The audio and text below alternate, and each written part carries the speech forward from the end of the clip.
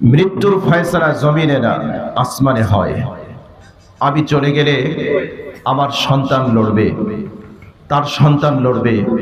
যুগ হতে যুগান্তরে আজাদির সন্তানেরা স্বাধীনতার পতাকা সমুন্নত রাখবেই। মৃত্যুর ভয় দেখিয়ে লাভ নেই। আমরা তো শাহাদাতের জন্যই মায়ের উদর হতে পৃথিবীতে পা রেখেছি। আল্লাহু আকবার বলেন। আমরা বলি যে কাপুরুষ যে সন্ত্রাসীরা হামলা চালিয়েছে, ওরা যদি মনে করে একজন হাদির কণ্ঠ স্তব্ধ করলে বাংলাদেশ থেমে যাবে, ওরা ভুল করবে।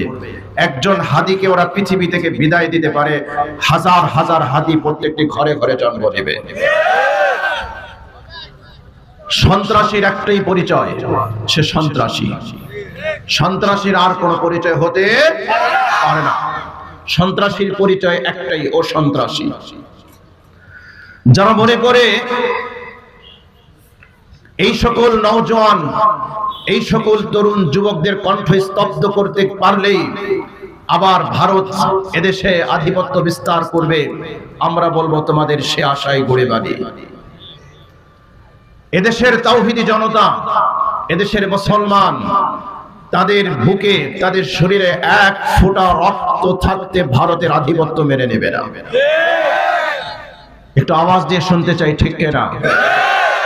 সুতরাং বুলেটের আঘাতে তোমরা ঝাঁঝরা করে দিতে পারো, এ রক্ত দেওয়ার ইতিহাস মুসলমানের নতুন করে ইতিহাস নয়। বহুবার আমরা রক্ত দিয়েছি। ব্রিটিশদের বিরুদ্ধে আমরা আন্দোলন করে আমাদের এই আজাদি, আমাদের এই স্বাধীনতাকে আমরা ফিরে এনেছি। 1947 সালে রক্ত দিতে হয়েছে, আমরা রক্ত দিয়েছি। 1952-49 এই ইতিহাস আমাদের আছে না নাই? আমাদের রক্তের ইতিহাস।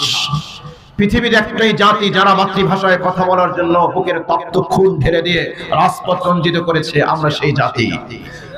সুতরাং যারা কবরে ঘুমিয়ে অভ্যস্ত, তাদেরকে কবরের ভয় দেখায় লাভ নাই। যারা রক্ত দিয়ে অভ্যস্ত, তাদেরকে রক্তের ভয় দেখিয়ে লাভ নাই।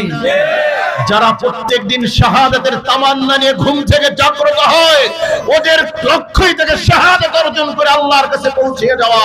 সুতরাং শহীদ করে কোনোদিন মুসলমানের সন্তানদেরকে শহীদ করে তোমাদের উদ্দেশ্য তোমরা সাধন করতে পারবা না ইনশাআল্লাহ। তাই বার্তা স্পষ্ট, অবিলম্বে ওসমান হাদির উপরে যে হামলা করেছে সন্ত্রাসী কাপুরুষ, একে অবিলম্বে গ্রেফতার করে দৃষ্টান্তমূলক শাস্তি দিতে হবে।